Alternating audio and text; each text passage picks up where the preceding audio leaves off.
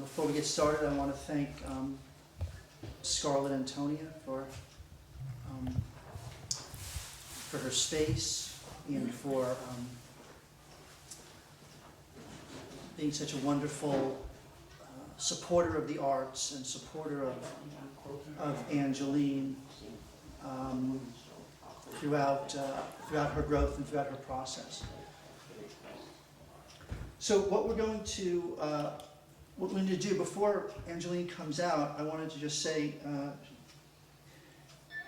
the show you are about to see has been in process over some pieces over many years, some newer pieces, and it's continuing to evolve. It's a continuing workshop process.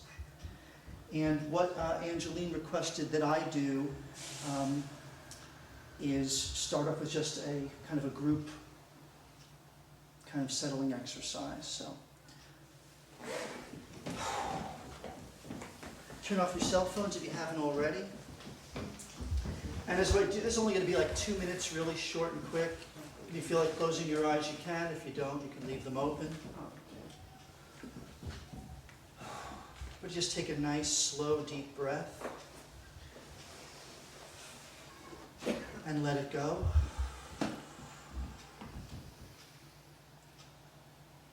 another slow, long, deep breath and let it go.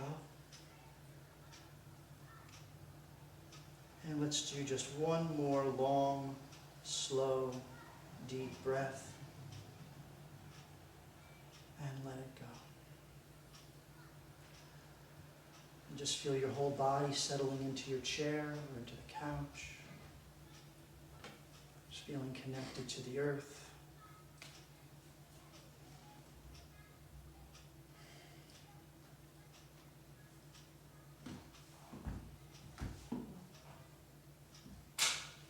And without further ado, we'll introduce Angeline and her performance of progressions and digressions from dark to light. Thank you.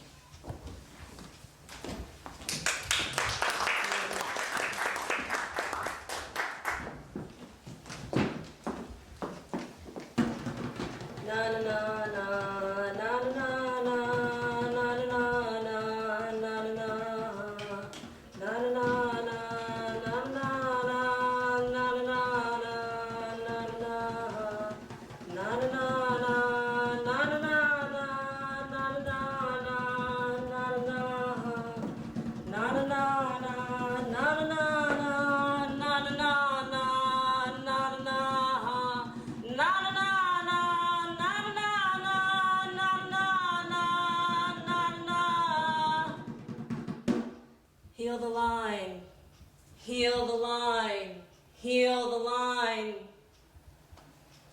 I'm here to tell you a story about Fiore, the fighting healer.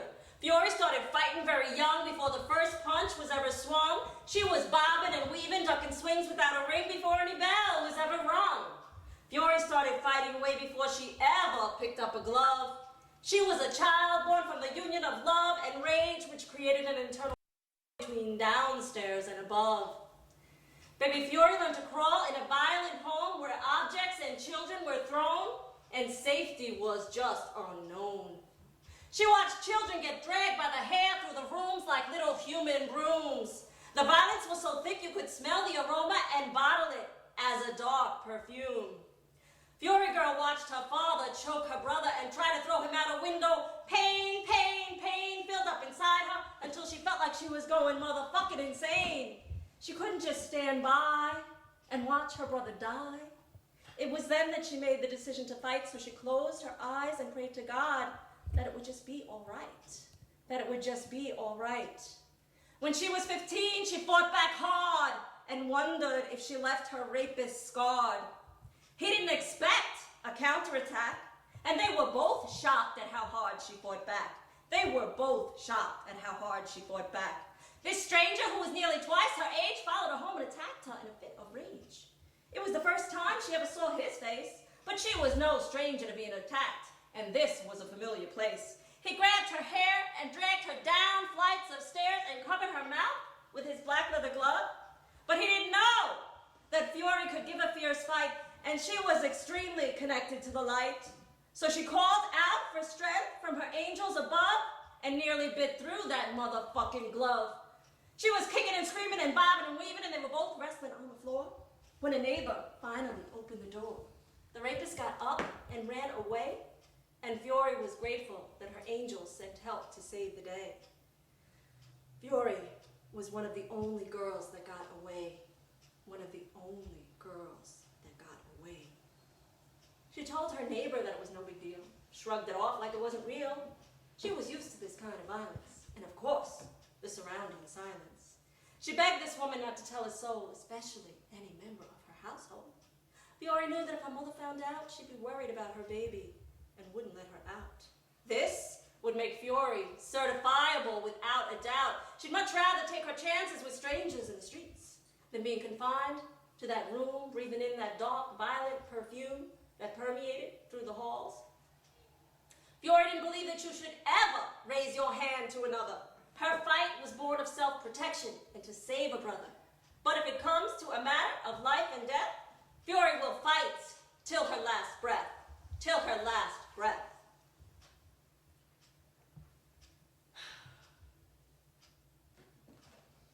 Reflections of little battered Johnny. For as long as Johnny could remember, his father told him he was good for nothing and useless. Every time Johnny was too happy or too loud, Johnny's father beat him toothless.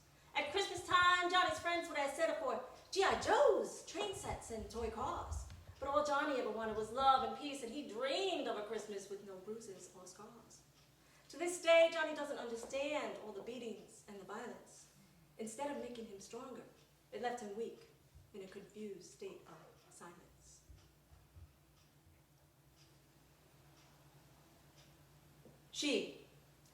Someone once called her an idiot and said she was no good. She laughed heartily. She was strong. She could handle it. Someone once kicked her in the face and gave her a black eye. She smiled wide-eyed. She was strong. She could handle it. Someone once attacked her and dragged her down flights of stairs. She picked herself up. She was strong. She could handle it. Someone once bashed her head against the wall, barely. She sneered. She was strong. She could handle it. Someone once tried to love her. She cried and ran away. Terrified. She couldn't handle it.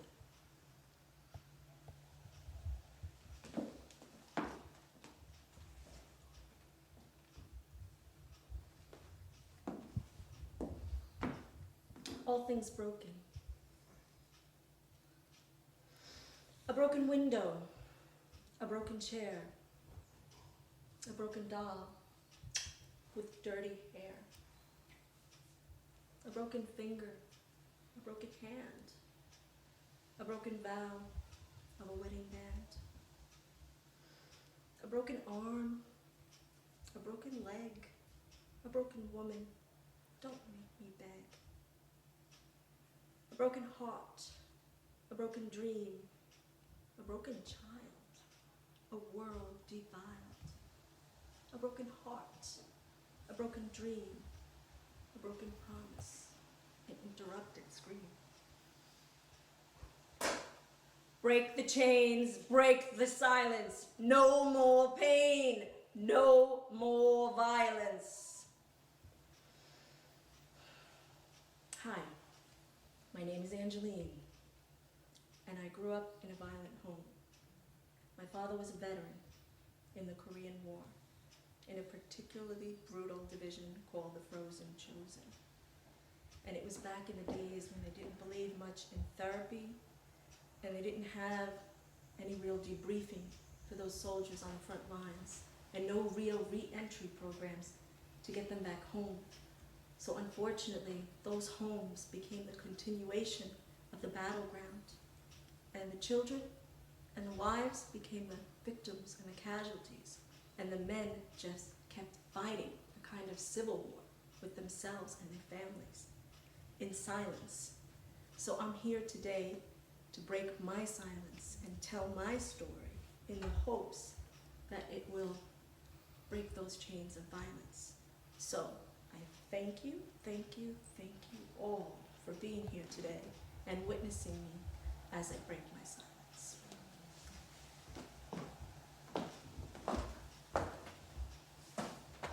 Healing is a journey. And for me, a lot of my healing comes in my dreams. So, today I'm going to share with you some of those dreams.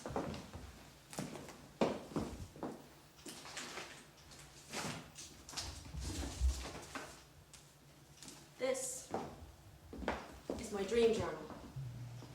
I love this. It's like very sacred to me. And I've been journaling my dreams for many years. I want to give you some background on this dream. It's about a boot. Not quite this boot, but it was a boot that I loved, and it was a little bit higher than this and a little bit sexier. But it had a chunk heel. I like spikes, but they don't like me very much. I fell once and almost got a concussion. We're going back now about 15 years. I used to wear these boots all the time, and I love them. And they started to hurt my feet. So I took them to the shoemaker and went to get them fixed. And he fixed them, and they were fine. And then shortly after that, they were hurting me again. And my boss was like, "Ange, what's going on with those boots? You gotta ditch them." And I was like, "Oh, I know. I'm trying to find another boot like it." So I brought it back to the shoemaker. And this time he said, "Lady, you gotta throw away the boots." And I was like, "What? You gotta be kidding me. How much do you want? What's it gonna cost? These are my favorite boots. I can't get them anywhere." And he was like, "You don't understand. It's broken in a way that I can't fix it. You have to throw them away." So I was horrified. I went for a second opinion, a third opinion. General consensus was the boots had to go. So I left them in the pile by the door, you know, the ones some of us have for the things that are broken but you can't throw them away, or the Goodwill, that kind of pile. And I was trying to find another replacement. And then I get invited to a party, pull the boots out of the pile. At this point I'm limping, not quite the look I was going for. So anyway, that's the background of the dream. So I have this dream that I'm at a party, and I'm in the bathroom, going to the bathroom, and someone's knocking at the door. And I'm like, "Just a minute!" And I'm trying to flush the toilet, and it's not flushing. And I'm horrified. And what's coming up out of the toilet is not what you think, thank God. It was the boot attached to this little dot. And then by this time, the knocking's getting worse. "Lady, there's a line out here." And I'm like, "Just a minute," and I'm trying to flush, and it's not working, and now at this point I'm getting horrified, like even if I can flush it, I don't want to go out there because I've been in here too long. So anyway, I wake up, and I say, what does this dream mean? I have many books on analyzing your dreams, and I haven't read hardly any of them, but I read one once a long time ago, and it says simply, keep the pen and pad by your bed, write down your dream, write down the emotions, even more important, and then see how that parallels with what's going on in your life at the time. So, if you think about the emotions, I'm in the bathroom, shame, humiliation, like who wants anyone in the bathroom? Not me. Then you have this little doll, so she's kind of representative of childhood issues, and she's holding on to this boot for dear life, so kind of a letting go. She doesn't want to let go. And the boot, here's the kicker though, the boot is not a boot. He was my ex, because he was hot and sexy on the outside, and he kept hurting me, and he was broken in a way that couldn't be fixed, no matter how much I was willing to pay. Trust me, I was willing to pay and pay and pay. I would have kept on paying. So I was like, oh my God. So I threw away the boot, gave the ex the boot, and said, "Thank you, Dream Realm." So that's my first dream. The next dream I had was about vampires, and I was trying to get little vampire figures, but I couldn't find them. Even on Halloween, I was surprised. I went to like 5 stores. Anyway, so I had this dream that I'm hanging out with these vampires, and they were very scary. They had the fangs, and very threatening looking, and one of them pointed to me and said, "What's she doing here? She's not one of us." And another one was like, "Yeah, let's bite her and find out." And they were getting like an angry little crowd ready to attack me. And then the head vampire said, "Oh yes, she's one of us. She's one of the worst, because nobody sees her coming." And I smiled very knowingly, like, you know, I'm a vampire. And I woke up and I was like, holy shit, I'm a vampire! But then I was like, no, what does it mean if I go back to that? So the emotions are what? Fear. Fear of what? Fear of being found out. And a vampire, what do? They suck your blood, your energy, your very life force. They drain you. So at the time, I was hanging out with the boot guy. Poor boot guy. He was in a lot of my skits back then. So anyway, his behavior, for lack of a better term, was very vampirish. And he was doing all these things that were very clearly not good. And you could see him coming a mile away. And he was hurting me and draining my energy. And what was I doing? I was complaining about him to anybody and everybody who'd listen. You know, he was the problem. If he was out drinking or doing something, I'd be drinking, saying, "You believe what he did? He didn't come home last night." So that dream, for me, was a call to look at myself and to stop being the victim, stop creating drama triangles, to deal with the problem directly. So that was an epiphany dream for me. And the next dream that I want to share with you. Some of you may have had these kind of dreams, kind of premonition dreams. So this dream, I was sleeping and the phone rang. And the voice on the other side, at the end, said, "Help me, help me, help me." And I was really, shaken. And it didn't sound like anybody I knew. But the only person I could think of was my brother, that's schizophrenic. And I've done many skits, performances, open mic stuff, that it's based on my family to help me heal with all the violence and things like that. So I created a character called Battered Johnny, is after my brother that's schizophrenic, and I'm Fiore.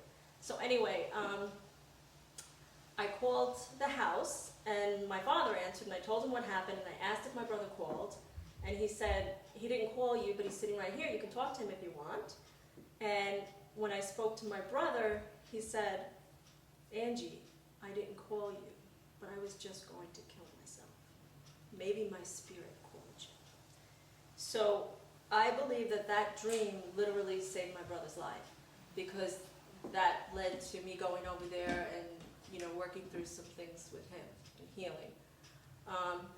And I believe that when two people are connected very closely and one of them is in some kind of extreme trauma, there's often interventions. I say the angelic realm, the spiritual realms, different people call it different things, but anyway, speaking of that connection, when two people are very close, this is going to be my poetry chair for the most part.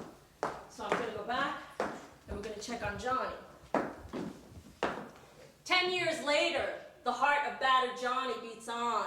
Johnny was left in this confused state of silence that seemed to suppress all of this horrific violence until soon he was so full of this pent-up rage that he couldn't turn the page. He just couldn't turn the page. His soul seemed to have a hole that no amount of substance could ever fill. And it was getting clearer and clearer that poor Johnny was becoming desperately ill. But Johnny had a soul sister looking out for him along the way. Whenever he was hurt, she felt his pain so acutely it almost made her insane. When he cut, she bled. Like an empath, he lived inside her head. She and Johnny were bound by experiencing similar abuse, but somehow she was always able to cut loose, and Johnny saved her life multiple times, and she tried to honor his spirit her rhymes, she could sew a 10,000-foot quilt with all those strings of survivor's guilt. Johnny became part of her mission. His suffering couldn't be in vain. Johnny became part of her. Johnny became part of her. She would go out late at night, have a few drinks, and get into another fight or walk away. Ha! Right, right, right. Her weapon of choice became her voice, and she had a right to stay sane. She had a right to stay sane. She had to write. She tried to honor Johnny's spirit with her rhymes. She tried to honor his spirit with her rhymes. The Nuyorican, the Bowery, the Lower East Side. The chairs next to her were empty, but Johnny was always right there like a spirit guide. The library in Forest Hills, Queens, the Burroughs, St. Mark's Place. If you closed your eyes, you'd swear you'd almost see Johnny's face. The knitting factory, the old lady's house in the village, the one with all the cats and the crazy hats. Pubs like the Ear Inn. It didn't matter where it was. If you were a poet, you'd always fit in. And sometimes she'd get chills because she had no choice. She'd open her mouth and out came Johnny's voice. It was the man himself, the first poet she ever read. Jim Carroll, Basketball Diaries, performing live at the bottom line. Johnny was miles away, but he was present the whole time. In fact, he's the one that ordered that second bottle of wine. Many souls accompanied her on this poetic path, and perhaps because he was the victim of the most horrific wrath, his spirit was the strongest, and Johnny walked with her.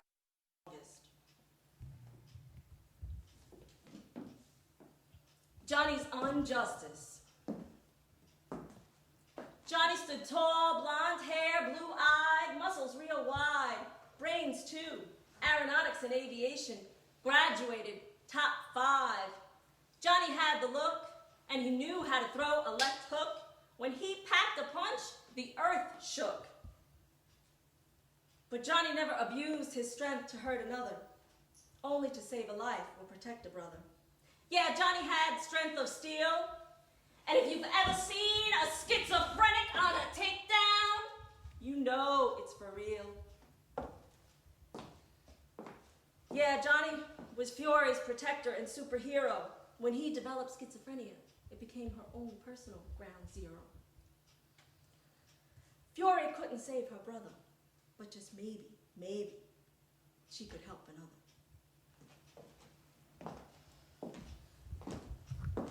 Okay, let's go back to the dreams, shall we? This next dream is called The Prince and the Castle. So I had this dream that I met this prince, and he was gorgeous and wonderful and kind inside and out, and he took me to his castle.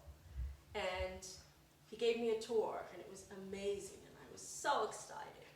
And then he showed me into the guest bedroom and the master bath, and I love jacuzzis, saunas, the palace bathroom, candles. I was like so thrilled. And I go into the bathroom to take a bath, and I'm just about to step into the tub. And what's in there but like 2 inches of dirty water. And I was like, oh. Then I woke up. That was a letdown. And I said, what does that dream mean? So if you go back to the emotions, it's excitement, elation, total euphoria, followed by a letdown.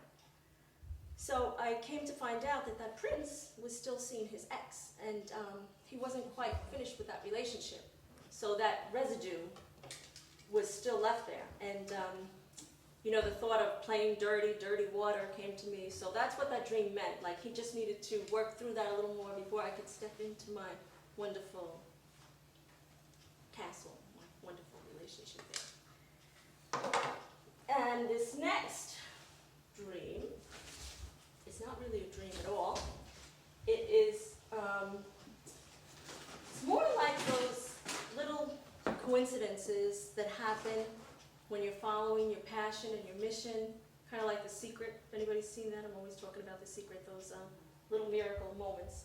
So we're going back now maybe 10 years ago, and I was doing my first show on nature photography, and it was all about pictures and poetry to match. So I was taking all of these nature photos and finding poems to match them, and then taking a lot of my old poems and creating pictures that would go with that. So anyway, I had this one, and it was called Little Lucy and the Casket Basket Case. And it was about this little red wild child with, long, dirty, tangled hair and a hurt and angry little stare. And she took hope, trust, and dreams, and she dressed them up, and she put them in a basket and put them in a casket and put chains around it and took it to the beach to bury it in the sand in her sacred space. So it was very sardonic, very, sarcastic kind of a poem. I was just in a place where it felt like Lucy was dealt a bad hand. And even in those moments, I left room for the light that in the end of the poem, when she healed up, she was going to go back to that sacred space and excavate that basket. And the angels of the ocean were going to be there, and there was going to be this intense, amazing healing with lights, and it was just going to be beyond belief. So I had, a lot that I needed. I had, hope, trust, and dreams characters, all these things, but I didn't have Lucy. And now this show is like 2 days away, and I'm a bit of a procrastinator. So I was like, oh my gosh, I got to find a Lucy doll. And I talk about those coincidences because I find that every time I do some kind of show like this, or I'm trying to get ready, those little miracle things happen. And I'm also a bit of a clutterer, and there'll be more about that soon. But so when I go into the store, I pray before I go in sometimes, and I say, don't let me get anything I don't need, let me just find the right thing, and let me get in and get out, And so I was going into the store in Brooklyn, a little, like, not a 99-cent store, but one of those little kind of stores, and I couldn't believe it. I found this doll, and she was perfect. She had long red hair, and she sang in an Asian accent, twinkle, twinkle, little star, how I wonder what you are. And she lit up. I was like, she is the best. She is so effing cool. And I was like practically jumping for joy. I had like, oh my God, I was so excited. So anyway, then I went to get her wigs, because she had red hair, but in the poem she had flaming red hair, and her hair wasn't flaming enough for me. So I went to this costume shop, and same thing, let me get in and get out, and let me, not get anything I don't need. And this wig was like on the third shelf, and it literally fell and hit me in the head, and I was like, oh my God, it's the Lucy wig, it's perfect. And I actually got her then a light white wig for the healing scene, which I don't have with me. The next thing is props, I thought. But then I was in Walmart, and I saw that, whatever that is, that crane game where nobody ever wins, those stuffed animals and things. So I saw this guy, and I was like, oh, that'd be perfect for the healing scene with the white lights, and it'll be like a little magic character. So I said, if it's meant to be, let me win it on the first try. And yes, true story, won him on the first try. I was very excited. So we went out to film this, and I told my friend Andrew, many of you know he's in our poetry group, and I told him about the casket and the basket case and the chains, and he told his buddy, and I think his buddy thought something else was going to be going on with those chains, and he was very disappointed. It was just the little dolls. And the police came, and they asked if we had a permit to shoot there. And it was so funny, because it was just like a bunch of little dolls and the camera, and they were good about it, though. They stayed, and I think it was kind of more excitement that they had the whole night. So that's Lucy and the Casket Basket Case. And I have pictures of Lucy, which I will put around later. I took her in many different costumes and things. And I want to just also talk about this basket briefly. Because again, I just love those coincidences, and I find that they're always coming. I went to the Christmas tree shop, and I was trying to think of something for all these props. Something bigger, because my props were growing. And same thing, let me get in and get out, and don't let me get anything I don't need. And I was actually really looking for the vampires, for the vampire scene. And I was pretty upset, because they had all this Halloween stuff, they had everything, not even one vampire. And then I saw this, and I kind of just touched it and walked by and was like, no, Angie, don't get it, don't get it, don't look at it, get out of here. But then I went back to look, and it had a price on it. It said $10. And all the other ones were $29.99, and I was like, $10. I looked through them all, and I said, it must be a mistake, but maybe it's like the miracle realm. So I brought it to the cashier, and I figured I'm not saying a word, see what happens. So she called the other head cashier over, and they were like, oh, it's supposed to be $30, but give it to her. So they gave me the basket, and I was thrilled. We're gonna take a little break right here.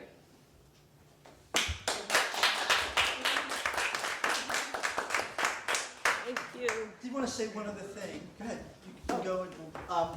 We want to thank Shashai for filling in for our usual drummer, Miguel, who is not able to be here because he had to work. So thank you.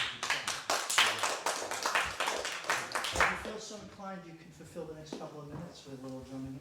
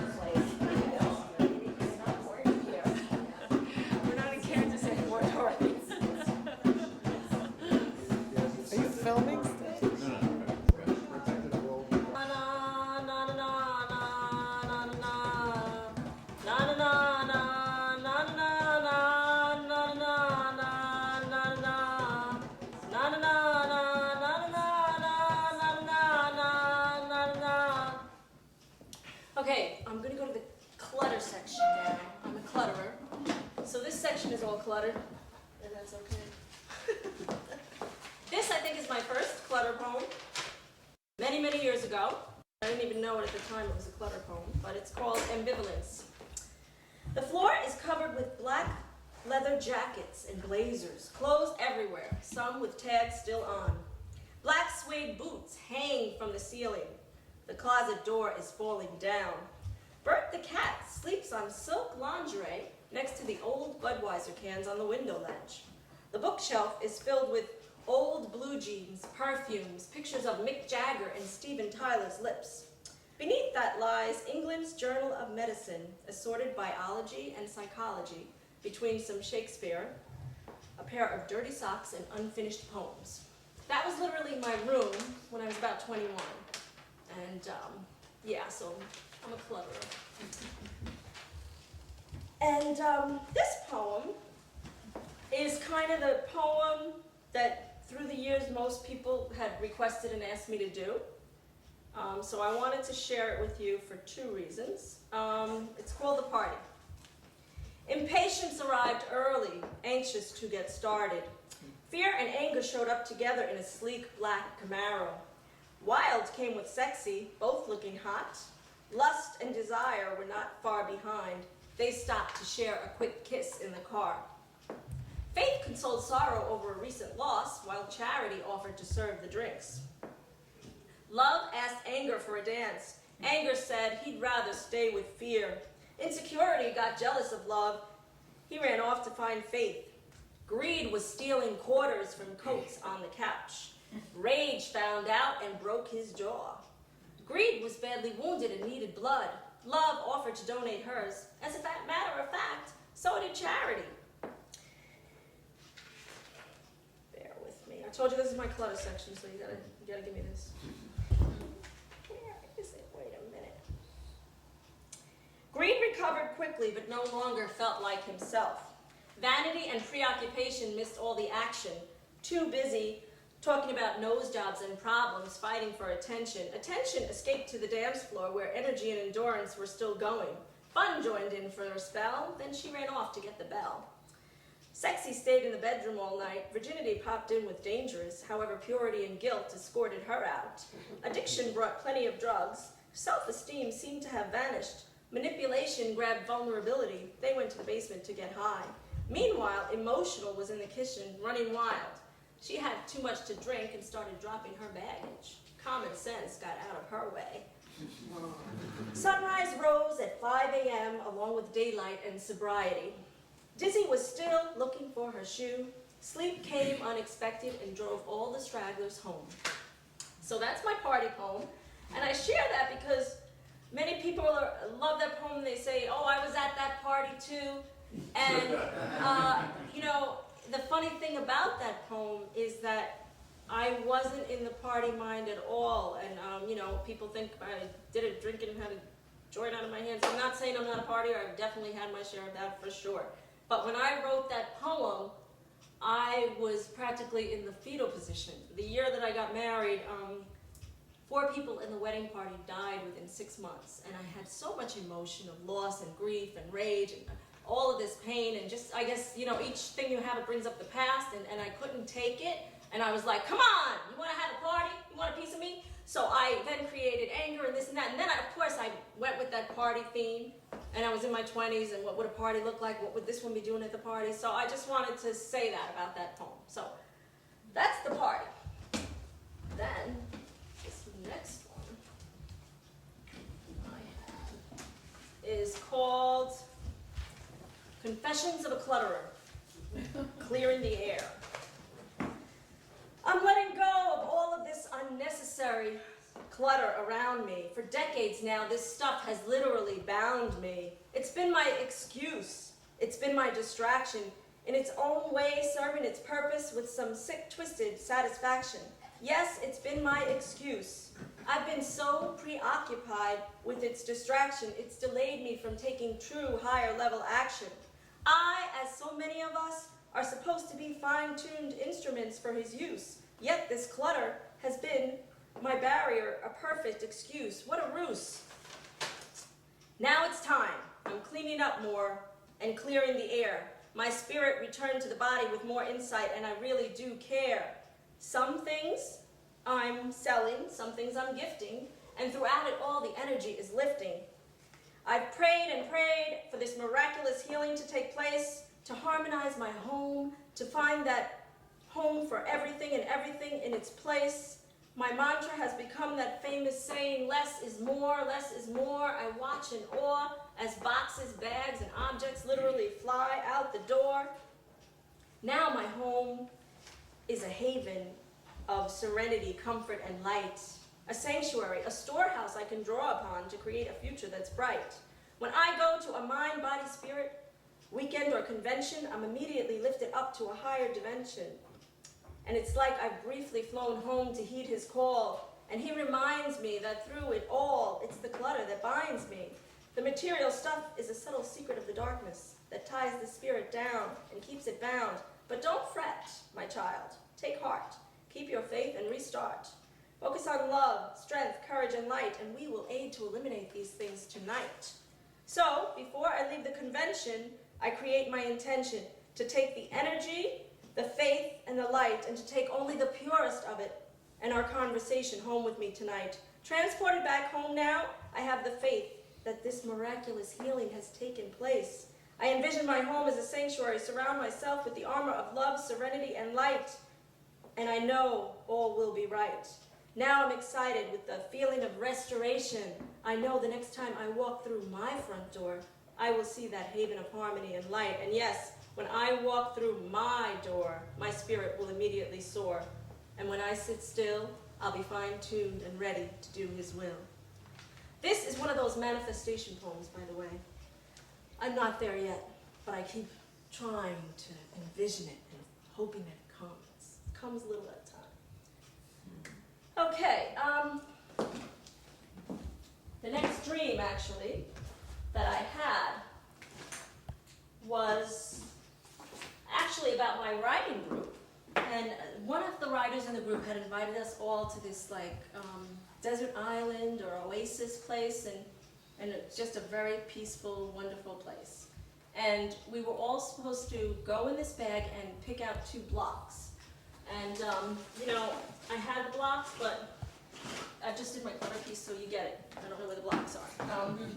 So anyway, I picked out these 2 blocks, and one of them had a picture of prison bars, and the other one had a picture of the Twin Towers.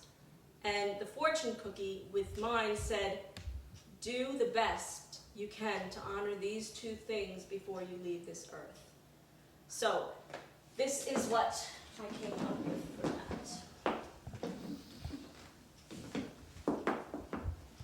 Ode to my rock and roll beautician, my healer, magician, and physician. Long black-haired beauty, tattooed and scarred with old wounds from a past life. Those scars seem to encase a healing serum for all those who touched you. You were like a combination of Mick Jagger, Steven Tyler, Gandhi, and Mother Teresa. Your aura and psychic energy picked up my pain, past, present, and future. You wiped my tears before they fell and nurtured me with kindness until I was well. You radiated 3 dimensions of light, internal, external, and transcendence. Nothing existed with any resemblance. I fell in love with your soul like no other, and as soon as I was strong enough, you disappeared to heal another. Thank you, thank you, thank you. Your kindness saved my life, because I was going down, down, downtown 9/11.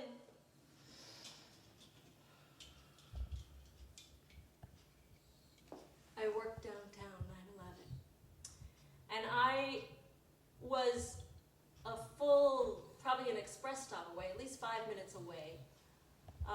But I was outside when the second jet hit the tower. And like I'm sure everybody in this room, it was just such a devastating moment and for the world. And I had a really hard time after 9/11. I was crying all the time. I literally wore shades for weeks and weeks after we reopened. And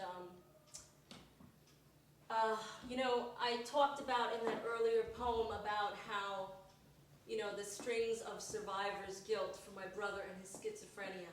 So being downtown 9/11 and seeing that I was so close, but I made it out again, and knowing that all of those people died, my survivor's guilt was like times 100,000, and my PTSD was off the charts. I had all of that, that sensitivity, that hypervigilance, that paranoia. I couldn't sleep for like 40 days. I was not sleeping right, and I would feel guilty. That's the thing that was the worst. I felt so guilty that I was so messed up because I was protected in a way. I was far enough away. And, the trauma people explained that it kicked up my childhood stuff more, and because when I was a kid, I really didn't feel protected, and now, the government, and then they couldn't protect us, and it was just a really hard time for me. And my boss would be like, "Ange, just take off the shades," and I was like, "I can't, I feel like a fucking freak," and I wanted to jump out the window, and I was losing it, I really was, and I'm surprised I kept my job for as long as I did, but anyway, I was driving one day, and I was just having such a hard time. I almost drove myself into a tree, and I swerved at the last minute, and I said, "Please, God, just send me just one person in this world who understands me." And it was the Thanksgiving after 9/11 when I went to the beauty parlor, and of course I didn't make an appointment, and it's, the weekend of Thanksgiving. I'm on my lunch hour, and they couldn't take me. And I'm like, "You can't take me, like I think who I am." And it led me to this other little hair shop. And this guy came out with long hair and tattoos all over. And he said, "What's your name?" And I said, "Angie." And he said, Angie, I-N-G, ain't it good to be alive? And that led to my rock and roll angel. Like, that guy was put in my life to save me because he had been through so much of what I had gone through, and he had, violence and mental illness and all of that stuff. So God gave me a mirror, and I believe that when you pray for angels, they do come. The next section is on prisons, and this is called Sentences and Synchronicity. I met this woman at a party, and she was writing this book called Sentences and Sentences. And I told her that as a poet, I had many sentences about sentences, and I had a loved one that was sentenced to 10 years in maximum. And when I heard that sentence, I screamed so loud externally and kept screaming even louder internally that I don't think I heard any other sentence that was said to me for quite some time.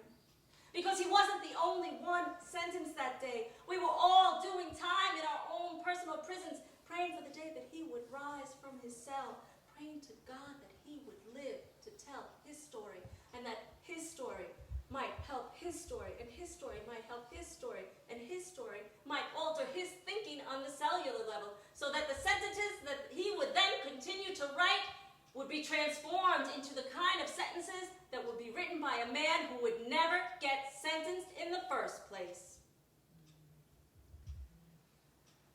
This is called Fury's Ode to the Tragedy of Chester. Childhood Chester, actually. This is from my childhood. Chester, you never seemed to have a chance. I wish to God I could have done something in advance. I tried to write you a story 1,000 times, but could never quite capture it with my rhymes. Chester was a brown-skinned boy with a birth defect that stole his joy. A twisted lip for all to see. The constant ridicule stole his glee. He was bullied, beat up, picked on, teased and teased and teased, and made to feel diseased. His brother was another story, seemed to get all the glory. Good looks, girls, and whatever else in between. But trust me, he was mean, very mean.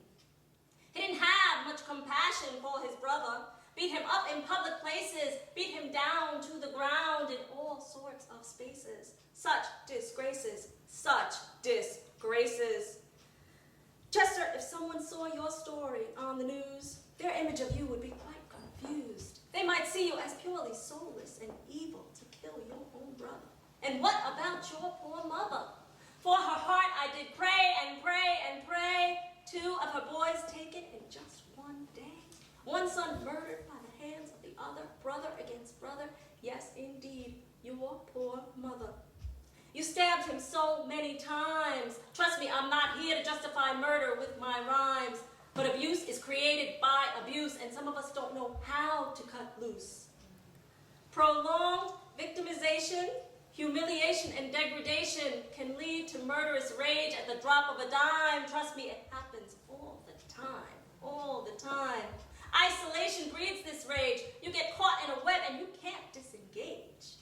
Once the violent threshold is pushed too far, a spiritual doorway slams shut, and it takes miracles to open it up and remove those scars. Hurt people hurt people. There's a famous saying, and between me and you, I know intimately it's true, because I plotted the death of my abuser too. I was lucky enough to never have to carry it out, but I am no stranger to what you were about. Chester, if it's any consolation, I made your tragedy my own private anti-bullying campaign so that your suffering wouldn't be in vain. I know nothing can bring back your brother, but your story has already helped another. You're one of God's boys, and I'm just sorry you never had proper time to play with your toys. This poem has become a powerful prayer of intervention in the hopes that next time any of us want to say or do anything cruel or unkind, we are able to pause and rewind and think of Chester, and his tragedy will hopefully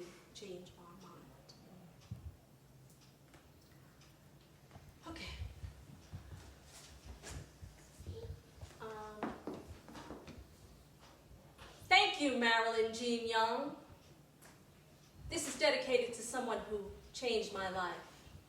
Thank you, Marilyn Jean Young, for the amazing healing you begun. You asked me to write rhymes for your photography show and to be your wandering poet. But you were also healing me. I just didn't know it. You had one condition, though. I could only use words that were positive and light. Positive and light? Ha! Are you feeling all right? Positive and light, pretty and bright? Me? The only girl in the world that lived in the color black? Positive and light? No, forget that. Forget that. No, I write about battered Johnny, addicted angels, little Lucy, and the casket basket case. You need to rethink this and get somebody else to take my place. But something about being the wandering poet, and perhaps your belief in me, started to intrigue me. Also, you said I could still read some of my dark stuff on the down low, as long as what I wrote for you was pure light. Now, I could do the show, and we'd be all right. So, I took up your challenge and begrudgingly wrote about flowers for hours and all things pretty and bright. And in a brief time, something severely shifted within my sight, and I fell in love with the light. After doing your show, my heart started to grow.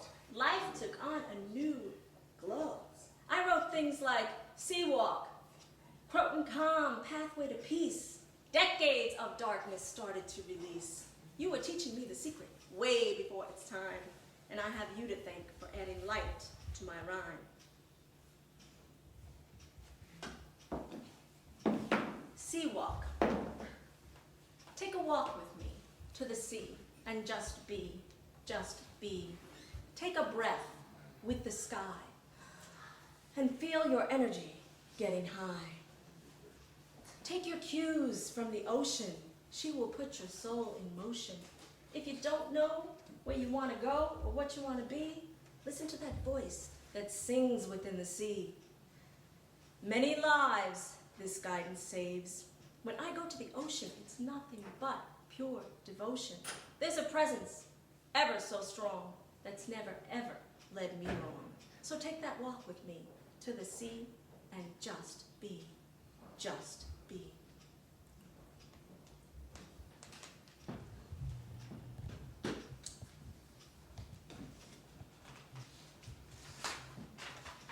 There's two more pieces left. And I'm having a clutter problem, but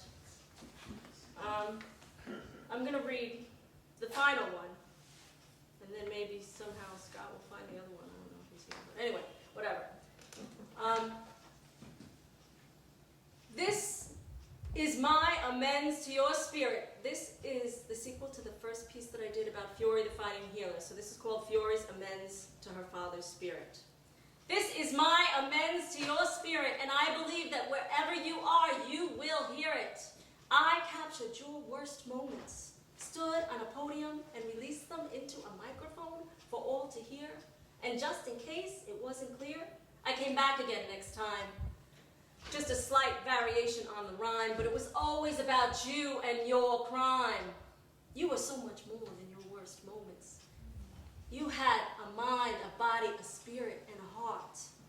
You were born into this world a pure, sweet, innocent child, until somewhere along the lines, your spirit got defiled. You had gifts, talent, passion, and a dream. But instead of being able to fulfill that dream, you awoke night after night to the sound of your own screams. Flashback, flashback, flashback. You were a veteran of a foreign war and witnessed atrocities I never saw. Friends and body parts flying and dying in front of you. What were you supposed to do? No time to sit and cry, process, or ask why. You came back from that war harried, married, 5 kids, 4 years. Talk about manifesting fears. Keep food on the table. Keep things stable. But what about if you're just not able? What are you supposed to do if you haven't got a clue? Violence was the way it was in war. Could you magically forget all that horror you just saw? Violence was an intrinsic part of your way of life. But now you're home with your wife, trying to start a new life. You didn't know how to separate yourself from that violence. So of course you suffered in silence. Would they take you away in a straitjacket? Or lock you up in a padded cell for years? I'm sure these were realistic fears. So you just kept marching on, somewhat fragmented and tormented. Too much rage for one man to cage. In spite of all of your affliction, you gave me my love of diction. In between all the chaos and the yelling, you gently and lovingly taught me my spelling. And when I was sick, you nurtured me with healing hands until I was well. But was that the stories that I chose to tell? No, I never spoke about your light, and that was just not right. I'm here today to make that right. You came through for me in the end. You stumbled to the bank with a stomach full of blood and pain in every vein because you knew that old car of mine was falling apart and it would barely start. So you withdrew a few grand when you could barely stand. And you wouldn't leave this earth without lending me a helping hand. You did the best you could with what you had, and I am truly grateful you were my dad. Without you, I wouldn't be this strong today. Trust me, I wouldn't have it any other way. That's it, guys. Want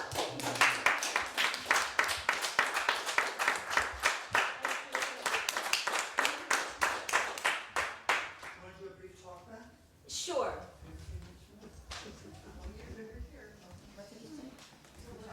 The little Hello, everybody. I was wondering if we could have just a few minutes to get, as I said, this is something that she's been working on for a while. It's still a workshop, it's still in process.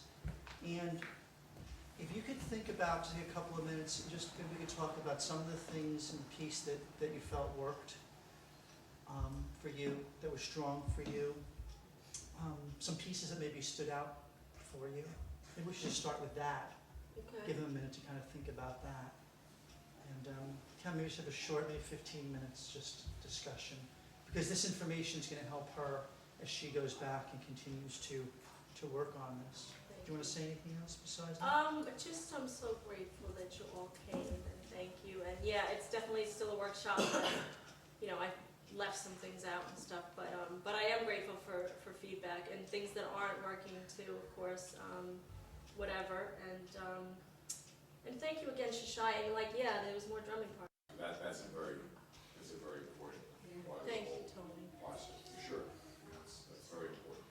Marley was I was gonna have her do the drums for a minute to be the next generation. And so she's out there looking at me. So she's just gonna play the drums for 1 minute. You want to jump by me? Don't jump by me.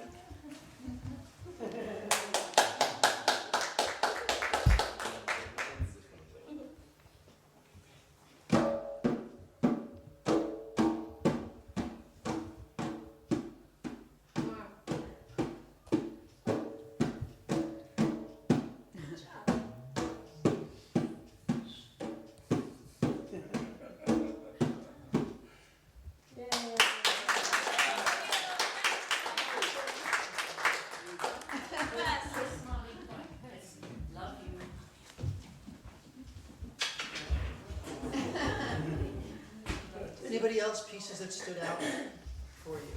What was strongest? It was all just wonderful. Your opening sent like chills, and it was so intense, and it was such a great way to open. Thank And there was even points where it's, I don't even want to hear it, you. but I want to hear it, you know?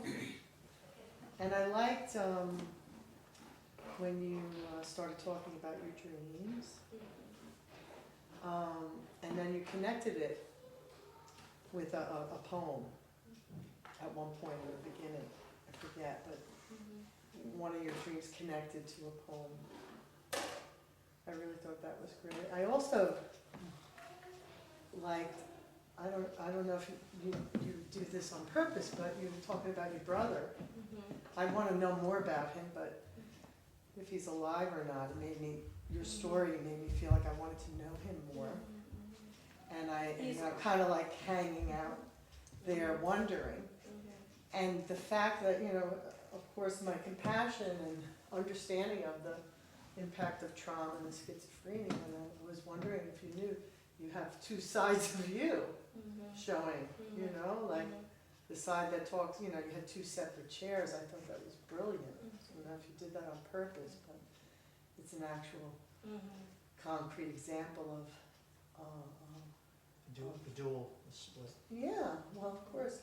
And I like the fact that, you know, well, there's a lot of, we can talk later about the whole hearing voices and Mhm. movement, that we all hear voices and, you know, and some people can't turn them off, and others are better at it. But then, the one thing that I wanted more of was after you did some of your poems in the second half, Mhm. you rushed right in, Mhm. but too fast, and did not give me enough time to sit with it. Mhm.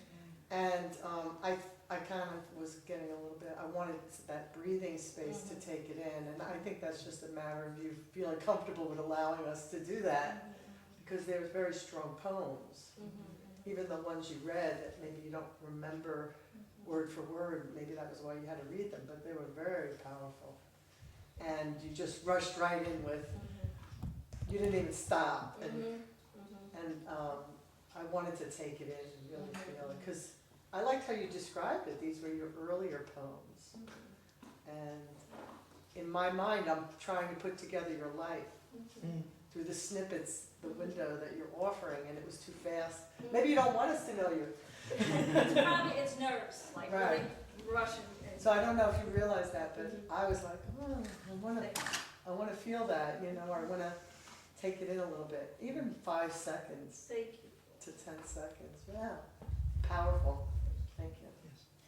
I was so impressed with the healing that you have arrived at, because I remember, you know, seeing many of your wonderful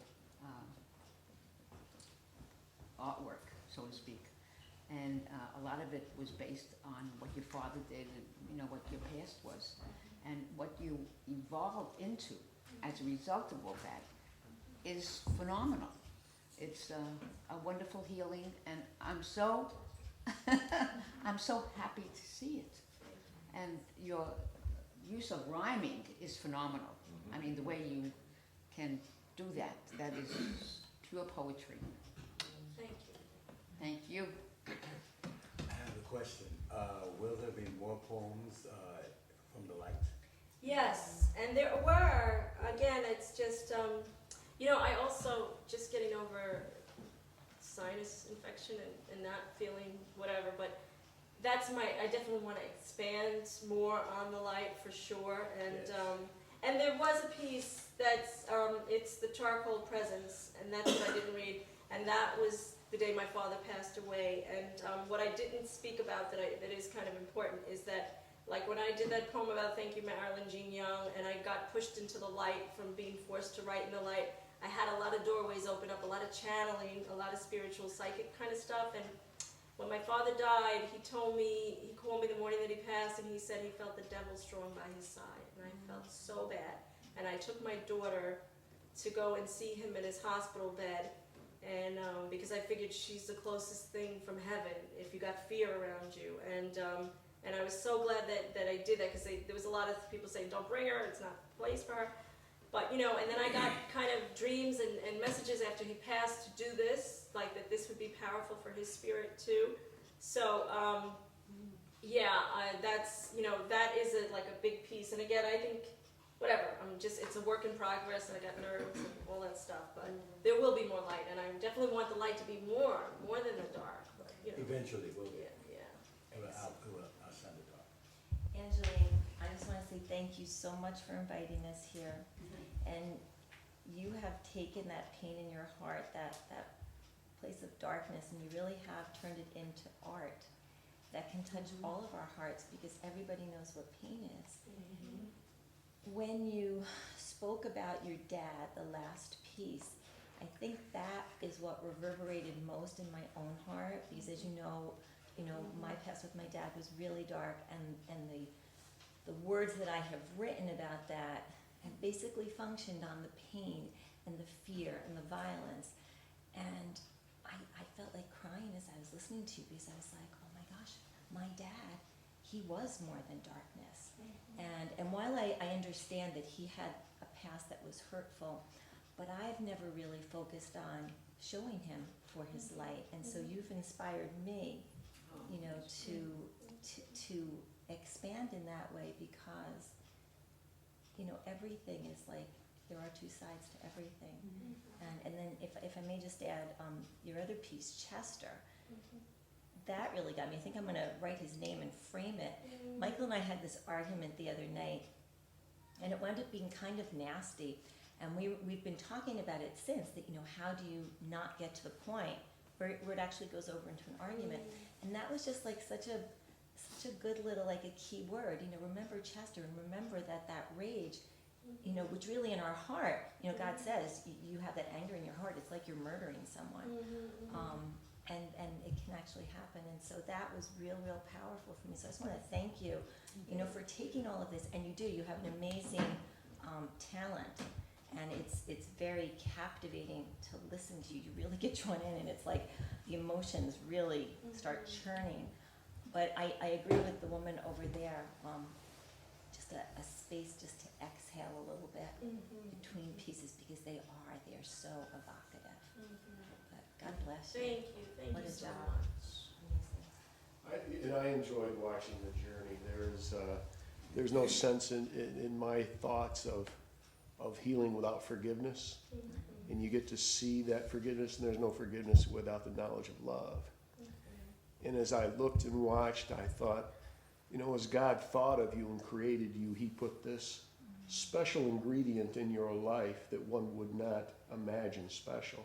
And that was a violent father. Trusting that with that unusual blessing in your life, it would make you the woman that you are and teach you things about love not easily learned. Thank you. Well put. So I guess I wanted to also, you know, I think I introduced myself. My name is Scott Schutzman. I'd met Angela working together. Can I say where we worked together? Yeah, sure. We worked together at, I'm a therapist, and Angela is training to be a therapist. We worked at an outpatient substance abuse rehab facility. And we were having a little snack in the break room one day, and she just happened to say, you know, I do poetry. And she said, "It's poetry." I said, "Oh, really? Tell me a little about it." And she said, "Well, can I just do a little bit for you?" I said, "Well, sure." And she was on the floor in like 2 seconds doing a full-out Fiore first piece. And I was completely hooked in, as you said, by the unbelievable ability to rhyme, and the magnificent, deep, rich, profound level of passion that she brings. And thank you for what you said, because these gifts that come into our lives, I had a traumatic childhood as well. And if we take that, it can, and see it as a gift. It's very, very hard, and it takes years. And I think that's the process of learning how to look at it that way. We can use it in community situations like this, and through the arts. And you didn't mention it today, but the healing arts has helped really save you. Oh, yeah. And doing spoken word and writing these things has been a way that you've been able to transform and exist and thrive. So, anything else? I guess I want to say that I felt like I was depressing people too much, and that would be that I guess I wanted to throw out there, because at certain times I just wanted to stop and run away because I felt like it's too much. And I think that was like a lot of the acceleration rushing, of things, yeah. you know, and I don't know if people felt that. Perfect. Well, depression and transformation sometimes is a fine line. You know?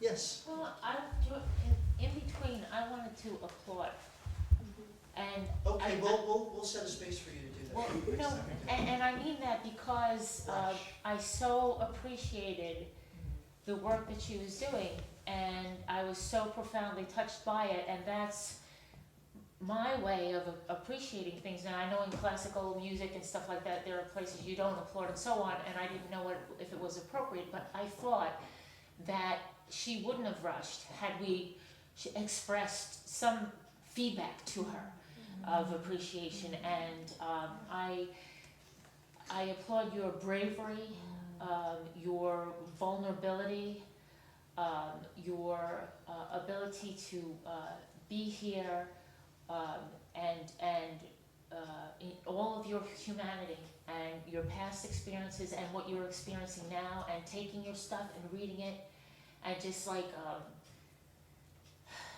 in my mind's eye, a lot of times performance has to be perfect, and there's so much stress around that, and you seem at ease with a work in progress, and what a gift that is, and what a gift that was for me to watch you in that space, and and just doing that, and this is a marvelous, this whole event, and every person here just is such a gift, and I am so thankful and privileged to have been a part of this, and Angelina, thank you. Thank you, Joyce. And everybody who played a part in this, thank you. Could I be wildly controversial, because that's my nature? Sure. Since you're all open. I don't like, for myself, to say these things are gifts, because I don't think you can really say it's a gift, and I'm blessed to have had a traumatic whatever, because so many people die and never heal. So many people perpetuate. So I think what it is resilience, is like transforming. But I don't think it's, for me personally, I would not, I wouldn't categorize it as a gift, even though, you are opening us to the reality of what's out there. Because it's still out there. We got a lot of, veterans coming home. That's really the You know, main right? reason I want to do this, so that the ones still suffering can feel like it's okay to speak up and get help for the ones who are Absolutely. still If you in took it. away that darkness too fast to the light, it's a gift. All those people, all. Fine. Sorry. Sorry, I was the only one heard. Do you want to talk a little about where you'd like to be doing this material? Yes, before, okay. Hi, I'm Annie. Hi. Annie? I loved it. I love your vocabulary and your poetry, and you're really cutting through right to the emotions, and just, I don't know, it was just each sentence in the poetry was such a beautiful transition to the next line and concept. It was amazing to me. Considering what we were just talking about a moment ago, I think you ought to talk to the social services department at the VA. I'll bet you it would be greatly appreciated. I went once to talk to the VA at Montrose, but because it was psych, like they were like, oh, that's too much. But I was asked to perform it. I think it's next week. I have to just check on this application to some vets, because this is Veterans Month. So I will be doing some of it probably next week. And yeah, I'm just trying to figure it out. Remember the name of that festival that's going to be for the vets that's coming up next weekend? I wish I did. I think they hired over at Montrose a social worker for caregivers. There's a whole caregiving component now that they're trying to reach out to families, and maybe the families would want to hear this. It gives them someone's voice to express what they're going through. In perspective. And hope, because, obviously you were healed by the voice. This is ironic. This is ironic. I know somebody who works at the gift shop, and I was there yesterday, and I said to her, I do journal writing, and I said, maybe I'd like to do some journal writing right here with some of these people, and this is what this is about. This is amazing. The coincidence. Wow. Well, Anybody we else? send you all that love and prayers that you're Thank going you. to help. Thank you. Thank